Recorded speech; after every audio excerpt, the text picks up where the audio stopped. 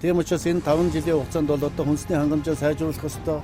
Үлэмж органик компани одоо үйл ажиллагаа улам өргөжих ёстой гэж бодож байна. Энэ 5 жилийн дотор эх орныхоо дотоодын хэрэгцээг 19 нэр төрлийн одоо хүнсний бүтээгдэхүүнээр хангадаг ийм улс болёо. Энэ бол Монгол улсын үндэсний аюулгүй байдалтай шууд холбоотой, ард түмний ажил амьдралтай шууд холбоотой.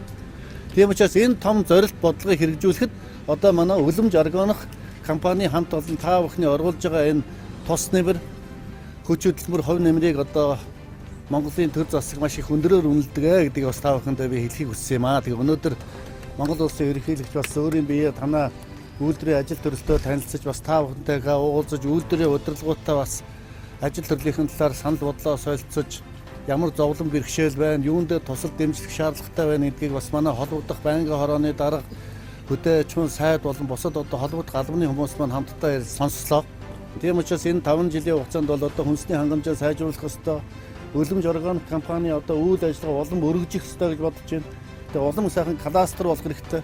Дандаа сайхан залуучууд ажилт юм байна. Хана компани Монгол улсын их хурл засгийн газраас явуулж байгаа ерөнхийлөгчийн санаачилсан энэ хүнсний хангамж үндэсний хөтөлбөрийг хэрэгжүүлэхэд та бүхэндээ бүгдэнд нь одоо амжилт хүсье. Аз жаргал сайн сайхан бүхнийг одоо хүсэн өрөөё.